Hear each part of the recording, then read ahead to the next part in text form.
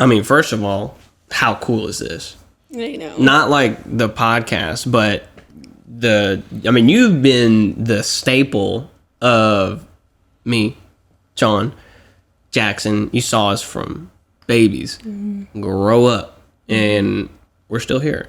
You're still here. It's like full circle. I know. It almost makes sense that one of the first people we bring on is Meredith. Yeah. Meredith. You've been around for quite some time. I was thinking the same. You, on my first paid day as a therapist ever, you were in my group. Yeah. Which is crazy. It is crazy. Do we need to say anything to, like, allow you to talk about anything?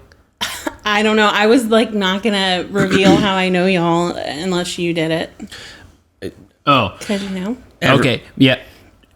Meredith was a staff member at the rehab town I went to. And we give her complete permission to be completely transparent and give any details out. We give verbal consent. Verbal. This is a release of information. An ROI. An ROI. Okay. Completely okay. But be mindful. Don't bring up any of that shit that one time, you know. I know. No, I really don't have very much dirt on either one of you guys. John was always, he was a little feisty when needed. And I always loved the story of the bunk bed thing, which friggin' just is like hilarious. Tell us. No! That happened to me twice. Oh, I only knew about one. Well, the other one was at the mental hospital that I went to. Because my roommate in the mental hospital was there for attempted school shooting. Oh, okay. And like he told me that, and I was like, okay, I don't want anything from this guy. Here. I don't belong here. So like we're like in the cafeteria, and we got like the little paper milk stuff that you open up. Yeah. And he was just like, hey John, can I get that milk? And I'm like, please take the milk. You can have all my milk. You can have the whole tray if you want to. Just don't, like you try to shoot up a school. You didn't care about them. You definitely don't care about me. Yeah. Oh my goodness. Yeah. And then the one over at Phoenix House, for those of you that don't know, so like I had Bunky, and he was on top bunk, and he was like detoxing the first couple of days. And whenever he finished detoxing, I realized that he was just a really tall, big, Hispanic guy that looked terrifying. And whenever he felt good enough, he just like came up to me while I was sitting on the bottom bunk bed, and he was like, I'm on the bottom bunk now. And I was like, sure thing, not a problem. The top bunk seems to be better because of the altitude difference and, the temperatures, it's colder up there, by all means. I was waiting on this moment my whole life, It was just hilarious. It was so funny. But anyways, you never really ruffled too many feathers. The only thing that really sticks out in my mind is running group with you because I wasn't your therapist. Well, either one of y'all therapists. And yet we always showed up in your office. I know. Well, you more than John, but you would hang out in my office quite a bit. But so I didn't really have like group with you guys or really see too much of you, but there was a time when I was running group, and I think it was towards the end of your stay, and I was just like, John's my dude. Like, you, as an adolescent therapist, you need, like, someone that you can be like, help me, Like, help your group, yeah. Help be the influence for everybody else. Mm-hmm. And yeah. John, I was like, John's my dude. He got it. He understands what's going on. So. Yeah. Well, adolescent rehab or treatment was just so crazy. I know. Because you just have all these young people that are just exuding testosterone because they're in puberty. Yeah. And so, like, I feel like everybody in my group was, at any moment in time, like, willing just to start screaming and yelling and getting, like, really loud and big. And it was just so hostile. Yeah. But it was great, I loved it, thrived in it.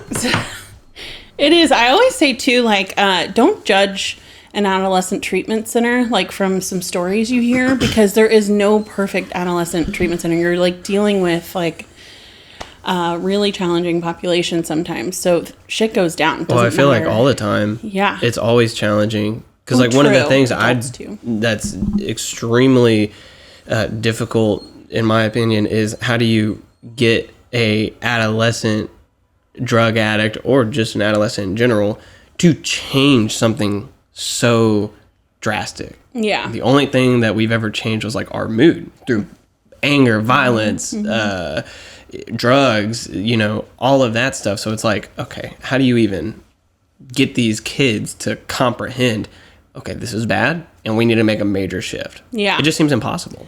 Yeah, it is a journey, and it's not a light switch where it's just like, well, bam, oh, I'm gonna, totally change things. But I think for me, it always starts with the relationship. And when you're able to just kind of kick back and talk about it without judgment or shame, and you're able to just have a conversation, multiple conversations, and I think that like is how little seeds start getting planted, and then you just,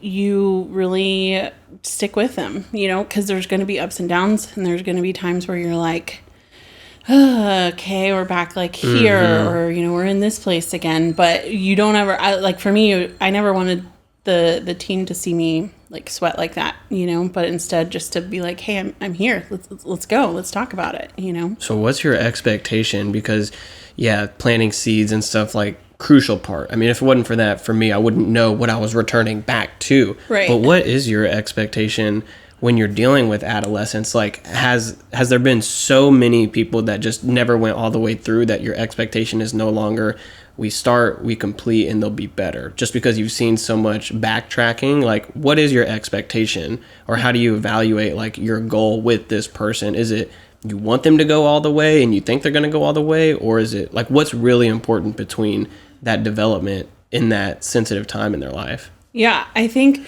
like, many people you would think success would be like, well, I stop and I never go back out again and I live like a full sober life and I'm successful and all the things. But that to me is not realistic at all. It doesn't matter like the age really at all.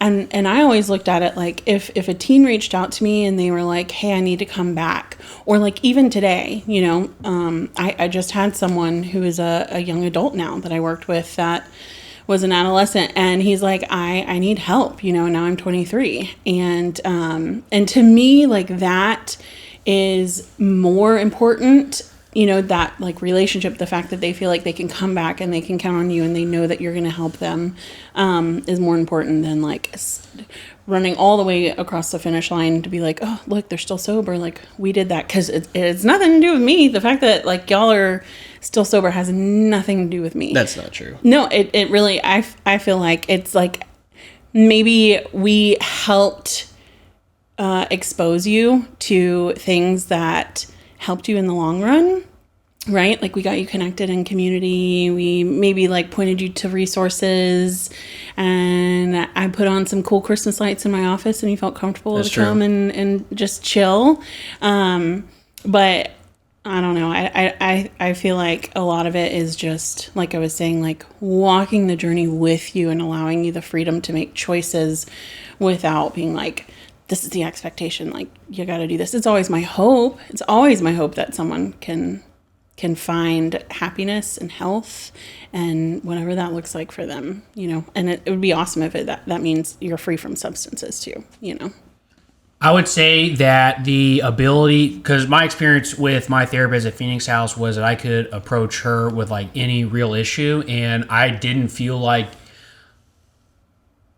judged by the issue, which made it like very easy for me to want to get like open, honest, and vulnerable. Because even as like a young, or I guess I wasn't a young teen because I was 17, right? But my inability to trust or believe that adults really had my best interest at heart was so low. Yeah. But people like you, or Miss Megan, Miss Victoria, and like a couple of these other folks, like, just had this beautiful way of letting me feel like I could trust y'all with whatever was kind of going on. And like your unique ability to stay in pretty consistent, communication after a period of time was very, beautiful and rewarding, because it was like, okay, I'm not even her issue anymore, but she's still reaching out, still making me feel like I am wanted, and she's interested and curious about like what's going on in my life.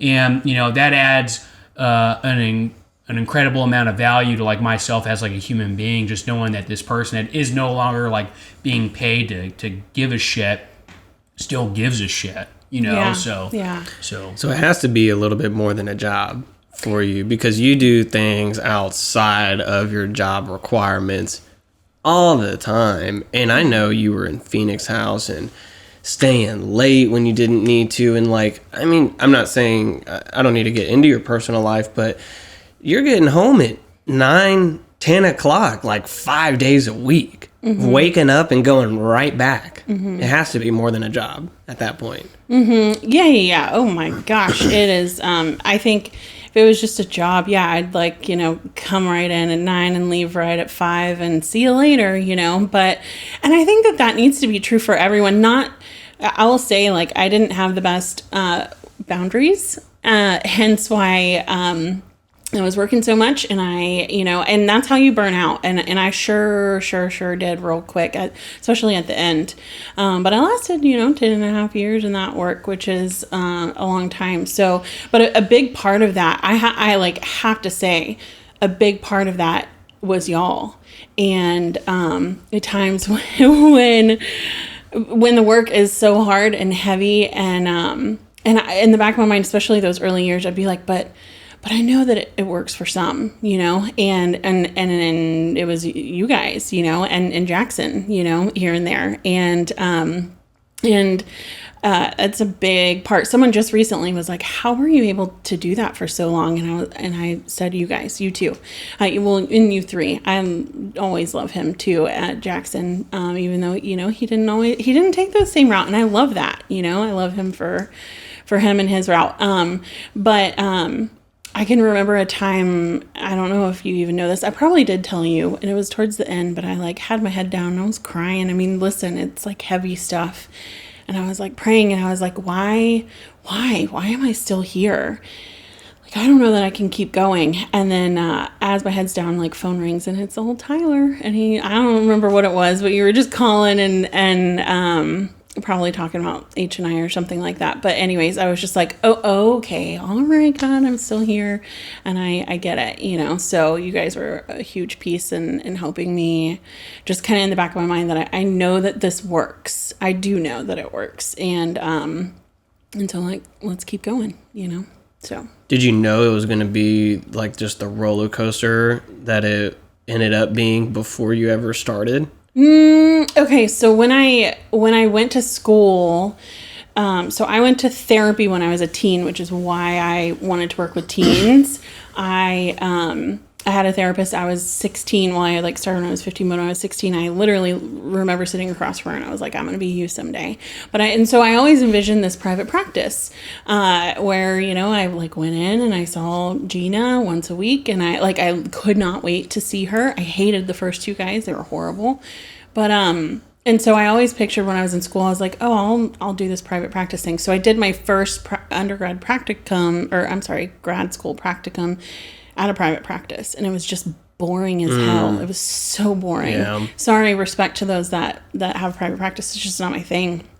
And so my first week at Phoenix House, literally, I don't know if we can share this, but the girl sitting next to me on my first day, we were in the boys' dorm, and there were girls in the boys' dorm because we were co-ed at that time, which is just a freaking nightmare. So cool. And this chick was we missed out. No, you came at the right time. But anyways, this sweet little girl was sitting next to me, sharing so loud about how the first time that she had sex, she pooped. And that is adolescent treatment for you. And I was just sitting there like, honey, no. You don't want to be putting this information out there. And then the next day, there was a teen that, there was a pretty heavy incident, mental health incident that same week, that shook the whole community. And then there was a love triangle, and some kids ran away. I don't know. It was just complete chaos. And I was just like, I love this, it was so crazy, but you don't find that very often. Many people are like, ugh. But I was just like, oh, these are my people. Let's do this. So, I stayed there, and it became, my career. So I didn't necessarily set out to go to school and be like, oh, I'm going to work in adolescent residential treatment. But just that's where God landed me. And I just had this spiritual feel. Like that campus has such a spiritual feel with like those big trees, and it's just so pretty. Although the buildings needed a lot of love when y'all were there. They did. Yeah. And that's adolescent treatment too, and they just you're hard on things. We would get something brand new and it'd be broke. Like we got like a pink, remember that like the foosball thing. Yeah, it lasted not that long. It broke immediately. Yeah. I was there for that. Yeah. No, it didn't. I was playing foosball when I was there. We got a new one, I'm sure. Yeah. Yeah, like my community got one, and we maybe had it for 7 days. Yeah. Before like a leg was snapped and had a 360 before someone left and then broke in and stole the 360. Oh yeah, that's tight. Mm-hmm. Didn't you do some detective work? Was it you? And you found some shoe prints or something? No. Oh, someone did. Maybe it was the staff. No, not me. I'm friends with that guy on Facebook though. I think. Are you? I think so. Okay, well, I would love to talk to that guy if it's the same. Yeah, I'd just love to know where he's at. So. I can just totally know see who it is. I can totally see 17-year-old Tyler putting on his little Sherlock Holmes glasses and going out there and be like, "Look at this shoe size." I did have a fedora at one point. That is true. Mm-hmm. We don't miss that phase. No, we don't. So your origin was just being in therapy, getting inspired because it helped you so much. You ended up going to Phoenix House, but what kept you, because even after Phoenix House you still stayed in like the youth category of treatment or wellness, and so what kept you in that field or that area? And like where I am today, it's again working with adolescents, this time not clinical, which is just love it, in the recovery high school, and then the support group. And I don't know, I think it's just I see a 16-year-old me, who really needed connection and really needed healthy relationships and support, and I can just tap in. And honestly, I just love teens. They're just the best group. And this is, again, like not a knock on adult work, but I worked with adults for a little bit, and I didn't find myself having the same compassion. I was just like, get it together, whereas like a 15-year-old, I was like, oh yes, you need some help, you need some guidance, Yeah, well, what do they say? Like the best time to plant a tree was 25 years ago or something like that. Right now or whatever, and like you're experiencing these little seeds of beings that are still in a major development phase. Yep. And you're able to be a part of that. Yeah. They're brutally honest. Like you can just, it's true. They will just let you know what is up. Including if your hair is showing some gray, because that happened to me too. One time a kid was like, "Miss," he's like, "your hair." I was like, what's wrong? He's like, "It's gray." I was like, yeah, that's why I'm blonde. But why can't they be honest when it's time to grow? Well, like there's hesitation. Yeah. I think that there's fear, like if I'm going to be honest, like what's going to come, right? Like mom and dad going to get in trouble, like am I going to get grounded, some consequence or whatever? There's also like in community, this is the thing I loved about residential treatment.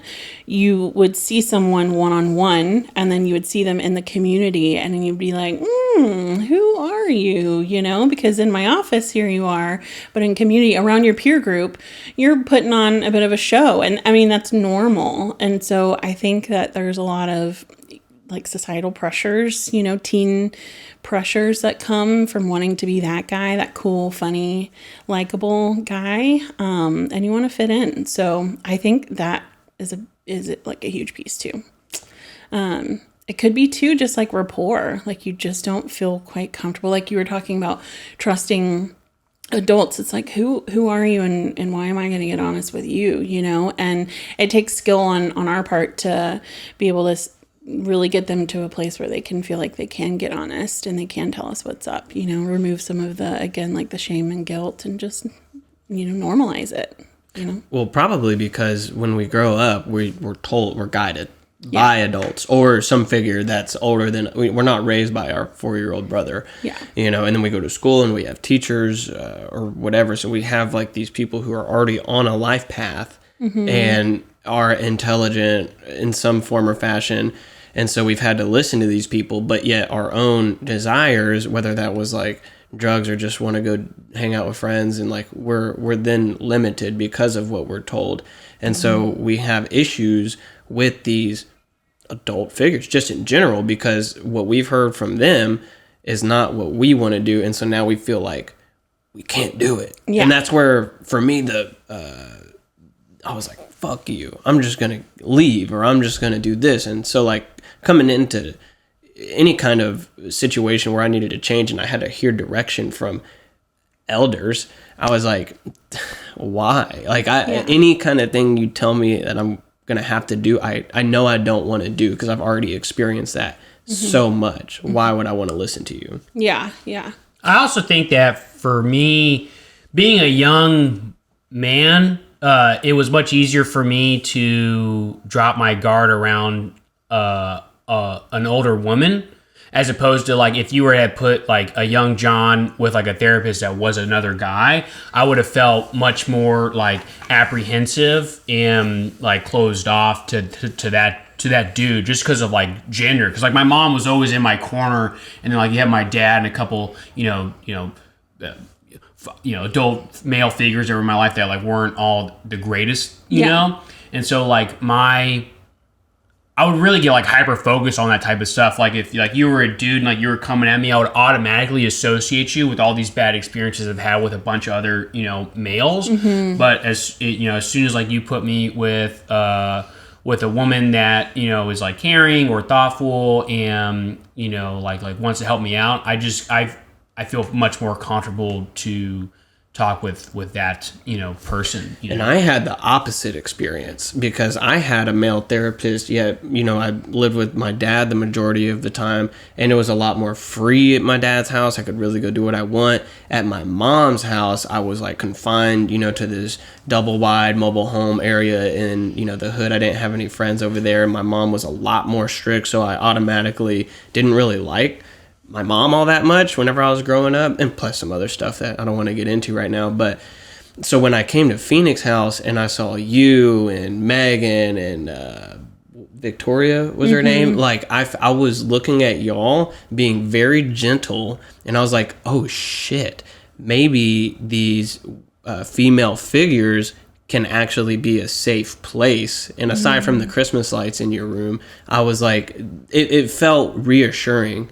I was reassured that I was like, okay. And so I was actually I had the opposite experience. I needed to be shown with this specific, I guess, gender role model that there wasn't just like hammer coming down all the time. Yeah. Whereas John, my therapist, I was like, I don't feel like I need anything from you, and I don't want to listen to you. I also didn't want to listen to my dad either, but I just needed more signs that it was okay to have a relationship with a female figure that I could trust. Yeah. And I think that's why I gravitated toward y'all.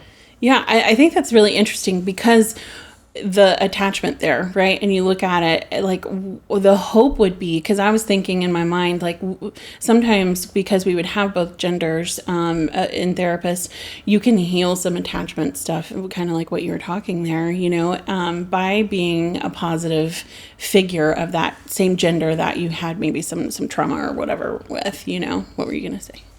Yeah, I was going to say, it is interesting because I personally work with adults. I got sober as a teen. I have no interest in working with teens at all. Yeah. And then like to your point, like whenever you were younger and you had a couple of therapists that you didn't like, and then you finally found one that you really did vibe with. Yeah. And I think it's important for people to know that, everybody's experience is going to look a little bit different, and you just got to find like what is working for you. I don't need to worry about like what worked for Tyler or what you like or whatever. It's like everybody's experience is gonna be a little different, probably based upon like where they came from and what was happening whenever they're a little bit younger. It's just what I think. And so being open to being like, well, I tried it, I didn't like it, can we try something else, instead of just staying stuck in it because you feel some type of obligation. I think it's important for people to know and understand that I think it's always good to try it out. Yeah.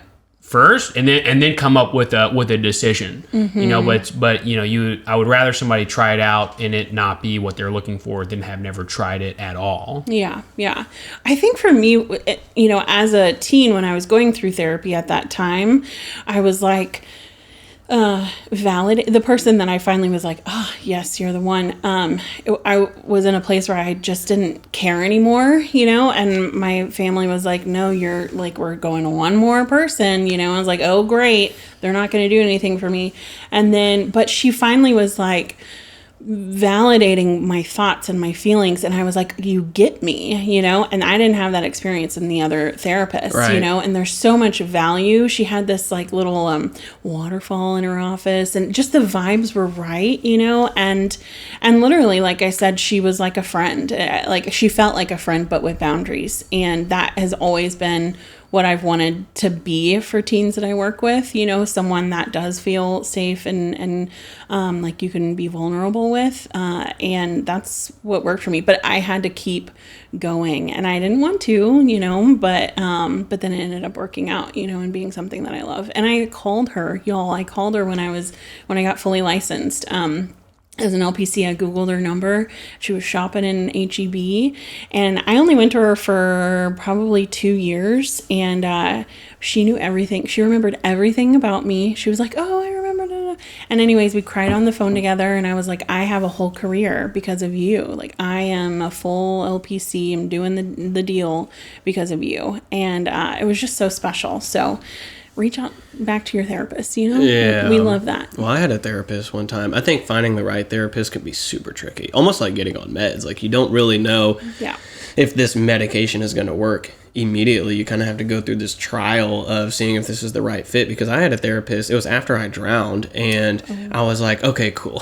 Obviously, I need to do therapy, Yeah. And I was, at some point, I was like, I don't feel like I'm being challenged. I feel like it's on me to go further, but I'm the one who I don't know where to go. Mm-hmm. And so I had to switch therapists, and thankfully I got my guy, a bomb therapist who will be on the podcast at some point. He's excited about it. We've already talked about it. Yes. And he was able to have that safe environment, and I've never had trouble like making friends. I mean, I've made friends of all ages, in both genders. So like, it doesn't matter how old you are to me or where you come from. Like I can be your friend if I like you, right? If I vibe with you. Yeah. And he just made the environment. He seemed intelligent. I told him in the very beginning, I need you to guide me, dog. Like I need help. I don't know where to go. Yeah. And thankfully, I mean, it worked out, but the environment was crucial. The relationship was crucial, and he was intelligent enough to know how to guide me, where to guide me, and just make me feel like I'm doing the right thing, mm-hmm. Without being like super codependent on him either. Mm-hmm. He let me find out things myself and then go and practice it in real time. Yeah. So I saw the progress, I felt the progress. But the resources today, there's no way that like back when you were in therapy, or even like when we first started getting sober, how long sober do we have? 8, 9 years? I have 9. Both? 9? Okay. Like even back then, we didn't have the amount of resources I feel like that we do now. No. So what's the difference from today's age? I mean, you got the sober high school, you got the things you do, and therapy is just blown up. We have way more of a need than we have what is it called? A supply of therapists. And so what do you think has changed with the amount of resources, the type of resources in today's age, and what's missing still in the amount of resources or the type of resources we have for young people specifically getting sober, or just in general? Yeah. Well, I think some things that have changed are, I like how you said back when I was in therapy, like that was a long time ago, and you literally... there was the internet, but it really, like, I'm not that old, but you didn't really, like, Google, like, therapist in, Spring, Texas. Like, mine came from word of mouth. Like, my mom being friends with another mom who directed us to Gina. But, so that, there wasn't as many resources readily available right then, right? And then you compare even when you guys were, in treatment and young. I'd be curious to know how y'all found your way into treatment, like how your family... Jail. Okay, because you were on probation. Yeah. That's right. And you went to outpatient. Mm-hmm. Yeah. But yeah, I wonder, maybe your mom, you could Google back then. It wasn't that long ago, No, wait. How'd I get to Phoenix House? And like, how did you know where get, to go? Access? Oh, I was meeting my therapist used at that time that I just bullshitted the entire time. Sure. He used to work at Phoenix House, so he referred me to Phoenix House because he used to be a therapist there. Oh, cool. Then he went to a private practice. Who was it? I think his name was Joshua. I don't really remember. In Dallas? No, here in Austin or in Lake Travis. Can you validate that? Well, listen, John came, I had only been working at Phoenix House, gosh, if it's 9 years, so like a year, so I, like your therapist that you see right now, I think I took his office, like we just barely missed each other in our time, but I was always like, I see you, and he'd be like, I see you in the work you're doing, and I just always have respected him. He's a great guy. Yeah, we've talked about you. Oh, okay. But yeah, I saw him when I toured out there at the program that he works at now. Sweet. And he's like, hey. So anyways, but... Resources. Thank you for guiding me back to the topic. But anyways, I think that is a big thing is just access. Like now you can Google like Teen Recovery Austin or whatever, and hopefully our school pops up and our peer-led support group pops up. What is missing is, I think, just more. I mean, think about it. Like, if you sit here, how many adult treatment programs come to your mind in the Austin area, right? 40,000. You could just, like, name Loads. them. Yeah. Okay. How many adolescent treatment programs in this area come to your mind that are working and alive still today?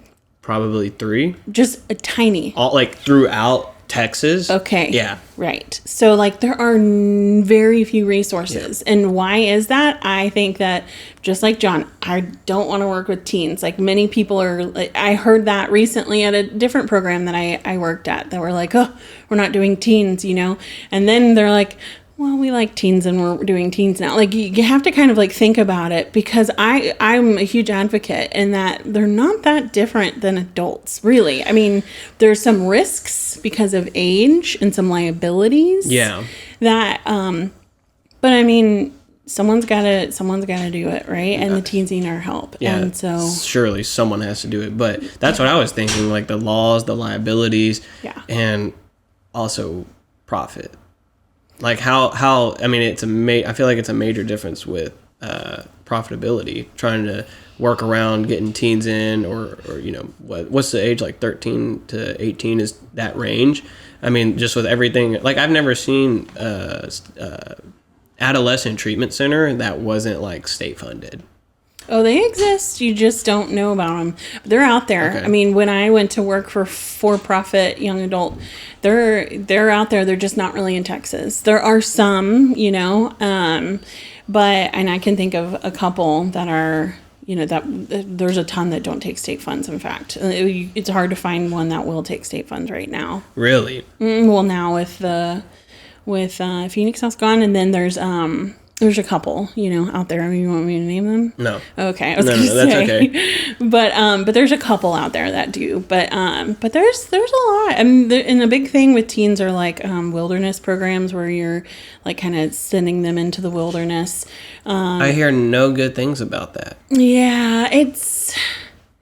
Yep. But I think we get back to the difficulty of just being young and not wanting to do it, and this is just punishment, and you can't really comprehend, like, okay, maybe I do need to change. Like, I've seen teens go to jail and come out fine, and, okay, maybe like one or two people I've seen that happen with. And that worked, like the jail rehabilitation stuff, but these wilderness programs I've never heard. Like, everyone that talks about them that I've talked to just has a smirk on their face. Like, and I went to the wilderness program for 9 months, and it sucked. Yeah.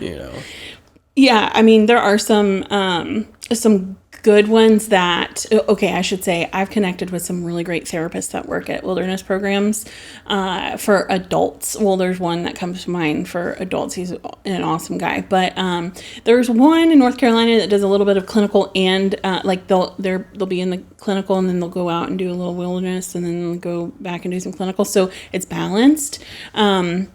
But yeah, I mean, there's not as many resources. I mean, even adult outpatient programs, you know, here in the area, we can like rattle off some adult outpatients.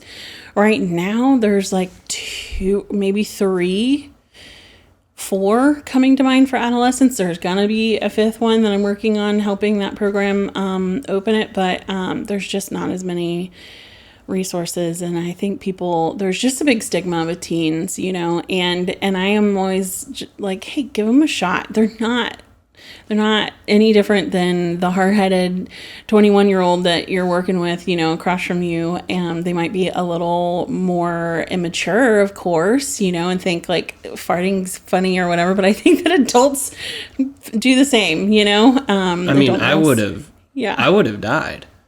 Yeah. Like, flat out. If Phoenix House wasn't a thing and I didn't know like that was an opportunity and then I would have died. Because like I went to the ER like within 3 days. That. Yeah. Or something like that. Mm-hmm. Yeah. So it was insane.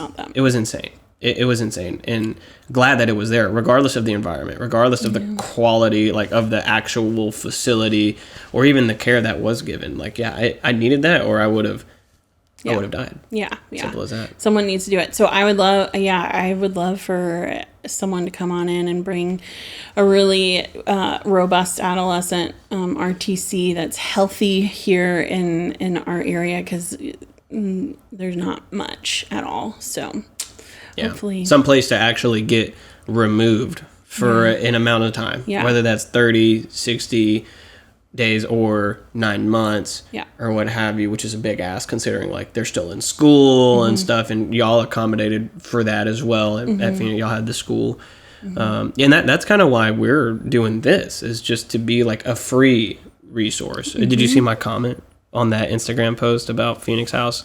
I did. Going down, because you got to plug it, you know, because this is free. And I think today with the age of social media and how everybody lives online, that's where they see it. They don't watch the news. You know, people our age and younger are not watching the news.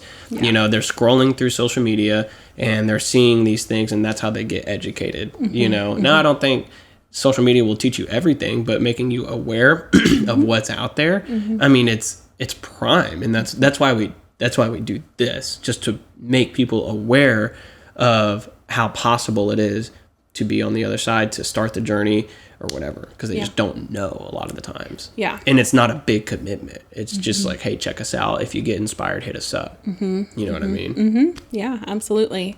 I think it's smart with the social media, because I have kids that will come in now and be like, well, I saw this thing, you know, on TikTok and this is what I learned, you know, whatever it is. So if you can put this message out there also for them to get connected to, I think that is huge and helpful also, you know. One of my old clients, he just got recruited to the freaking Navy from TikTok. Like, he saw some TikTok videos, you know, but then there you go. It's inspirational. Yeah. It's inspirational. You hear David Goggins' voice over like someone's, you know. I feel like that's the second time I brought him up. Yeah, Tyler's apparently a big fan of old Goggins. Stay hard. Stay hard. Who's going to push the boats? Yeah. Yeah, but there just has it's just so clear that there has to be more resources. And with John and I both getting sober at 17, which is probably more heard of now, unfortunately, you know, it's like, or at least trying at 17, right? Yeah. I don't know about like staying, really. I mean, I was in it for 10 and a half years, and it's like, y'all, that when you were really the only one and done that I ever really heard of. Yeah. First baby. It's rare. Yeah. And there might be some out there that I just never, like, they just never came back around and I never heard about, you know, so. Yeah, I run across a couple people every now and then, you know, like me and Tyler have a buddy who got sober at 17. He is like probably 20 years sober now. Wow, that's awesome. Yeah. That's awesome. Holtz guy? Yeah, Holtz guy. I mean, the clinical director at Alpha, she got sober at 17 too. Yeah, I was going to bring that up too. Yeah. So, those are miracles. You know, you guys are miracles. But it's possible. It is. It's possible. It is. And it starts with just a little bit of effort in the beginning. And then trying to, but the issue, here's my thing. We go from, this is totally a different direction, but I want to get your take on this. Okay. We go from like ultimate survival with drug addiction Yes. to now ultimate survival and recovery. Yeah. But, and I don't know a lot of the science behind this, but I know like our brain doesn't stop developing until what, like 25 or something like that? Maybe even a little later. Even a little later. So okay. So we go from super dramatic situation to another super dramatic situation, or we're going to end up back in the other super dramatic situation. So we go from one complete end of the spectrum to the whole other side of the spectrum. Yeah. When we're like 23, 4, 5, where are we? Because all we know is survival and then survival. And we're like in this weird area. Okay, I'll just speak for me. I'm in this weird area of where's the middle? Not saying like, can I go drink and like smoke weed? That's not what I'm worried about. But like all I know is survival on one side of the spectrum or the other. And it's made it pretty difficult to like take it easy. Yeah. You know, I don't get me wrong. I love my life and I've done some really cool things and I've had a really good time. But you can't dismiss the fact that it's like from one survival to another. And like, where's that? Where do we go from there? Because now we're 26. 26. So we're 26 and it's like, okay, now my brain's done developing. You know, it was like peanut butter at first and now we're here and I only know one thing in two areas, which is survival. Yeah. Wow. What a, like, I just hadn't even like thought of it like that, you know, but when you put it into that kind of context, that even to me like highlights more of the miracle, right? Because I think that like swinging from one side of the pendulum to the complete opposite, like that's exhausting. And I think that that's how sometimes we trickle back a little. And, you know, I mean, it is. It's so hard. What was your question about it though? About the opposites? Yeah, I mean, like, how do we navigate back into like getting out of just survival mode? You know, because I think we're taught here, like, if we don't do X, Y, or Z, we will go back. Yeah. You know, and I think that's a problem. Yeah. First of all, I get the importance of like knowing the danger of drug addiction and alcoholism and what can lead up to that. Yeah. But nonetheless, like at 7 years sober, I'm like, so you're saying if I don't call my sponsor because this one thing happened, I will die. Yeah. Like that's what you're telling me. Right. And so I'm growing up and I'm like,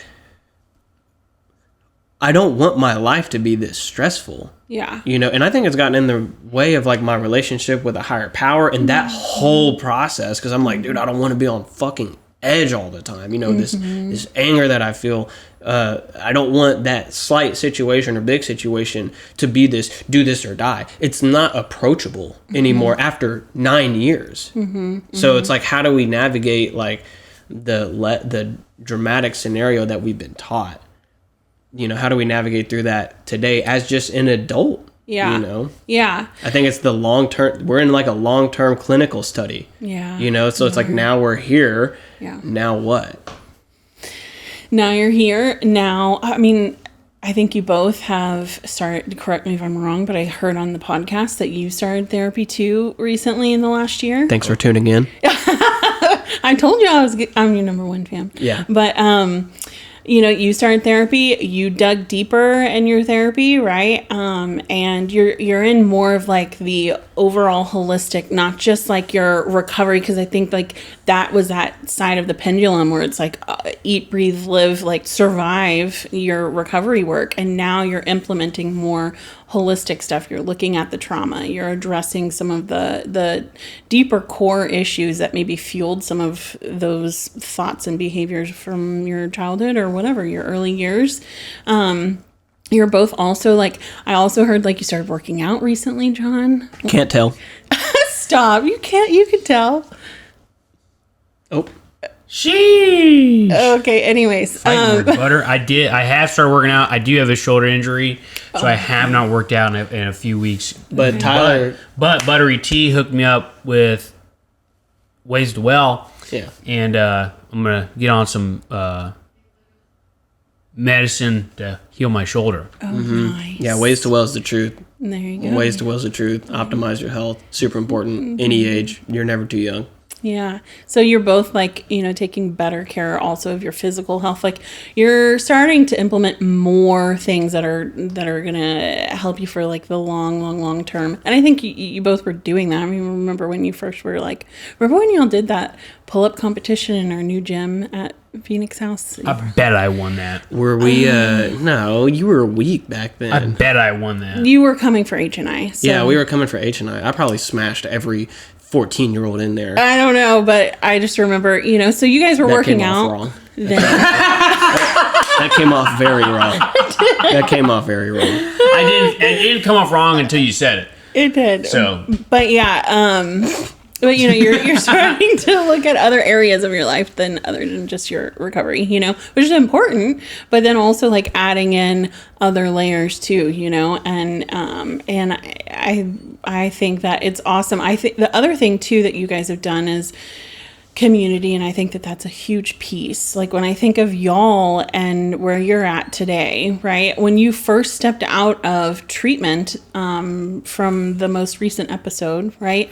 You became community. You went to community. You didn't go back home, because that's a hard part about adolescent treatment is they're returning like back to their room where they were getting high, and potentially back to their school where they were like smoking in the bathroom, and potentially those same areas. And it's such a challenge for that 16-year-old, because you can't find sober living really for 16-year-olds, but and some 17-year-olds. But it's just that's a huge challenge. And you both were able to get out and go straight into community, which was, I think, really helpful. I can't speak for your recovery journey, but